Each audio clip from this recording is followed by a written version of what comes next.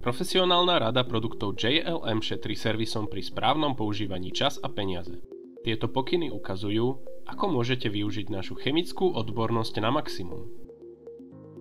Dvojstupňová čistiaca chémia od JLM je naším konečným riešením pre upchaté naftové filtre pevných častíc. Náš proces odstraňuje sadze a znižuje tlak v DPF. Vozidlo sa potom môže samočistiť, čím sa agresívne regenerácie stávajú zbytočnými. Skontrolujte chybové kódy a zaznamenajte tlakové rozdiely DPF. Porovnajte údaje v reálnom čase z prístroja na meranie tlaku s údajmi z palubnej diagnostiky. Zhodnoťte tlaky pri voľnobehu motora a pri 2500 otáčkach za minútu. Použite čistiaci postup JLM DPF na vozidle, ak máte podozrenie na upchatie sadzami. Pripojte náradiek k stlačenému vzduchu z kompresora a skontrolujte, či sú všetky konektory v dobrom stave. Noste nepremokavé rukavice spĺňajúce normu EN 374 a okuliare. Nezabúdajte na oblečenie s dlhými rukávmi odolné proti oleju.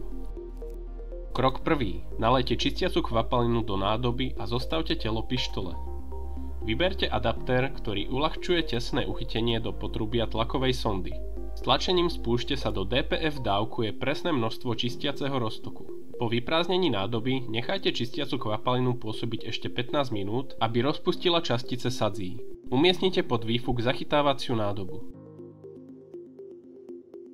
Nechajte motor bežať na voľnobeh 5 minút, potom zvyšujte otáčky motora na 1500 otáčok za minútu po dobu 15 minút pred návratom na voľnobeh. Čistiaca kvapalina už teraz prenikla hlboko do DPF. Deaktivujte recykláciu výfukových plynov. Pre motory Euro 6 znížte čas vstrekovania stlačením spúšte na 10 sekúnd a potom uvoľnite na ďalších 10 sekúnd. Môžete si všimnúť, že z výfuku vychádza pena alebo para. Je to normálne. Krok 2. Nalejte polovicu preplachovacej kvapaliny do nádoby a vstreknite ju do DPF pri voľnobehu motora.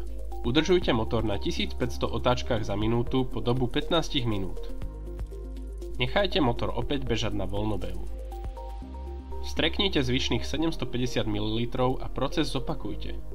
Pre vozidlá Euro 6 začnite pri 1500 otáčkach za minútu a následne zvyšujte otáčky motora na 2500. Nezabudnite na techniku 10 sekúnd vstrekovanie, 10 sekúnd prestávka až do vyčerpania celej preplachovacej kvapaliny. Z výfuku môže vychádzať pena, pretože proces pripravuje systém na aktívnu regeneráciu. Po niekoľkých minútach voľnobehu vypnite motor. Prečítajte chybové kódy a skontrolujte tlakové hodnoty výfukových plynov z EOBD a vášho meracieho prístroja. Mal by byť pozorovateľný výrazný pokles. Pomôžte regenerácii tak, že do nafty pridáte aditívum JLM DPF Regen Plus alebo DPF Cleaner. Zoberte vozidlo mimo mesta na otvorenú cestu. Udržiavajte konštantnú rýchlosť a zaťaženie, ak to podmienky dovolujú, minimálne 30 minút. Po dokončení regenerácie sa vráťte do dielne a nechajte motor bežať na voľnobeh. Skontrolujte chybové kódy a overte, či sa tlakové hodnoty DPF vrátili na normálne hodnoty. Ako pri každej oprave, uprednostnite pokyny výrobcu, pretože detaily sa môžu líšiť. Zistite príčinu, prečo sa DPF upcháva, inak dojde k opakovanému upchatiu DPF. Prázdne fľaše môžu byť recyklované s olejovými nádobami. Pištol a hadicu je potrebné prepláchnuť vodou. Pretože motorový olej môže byť kontaminovaný naftou, odporúča sa vymeniť motorový olej s preplachom od JLM. Pre viac informácií o tom, ako JLM lubrikanty šetria čas a peniaze, kontaktujte svojho miestneho distribútora alebo navštívte našu webovú stránku.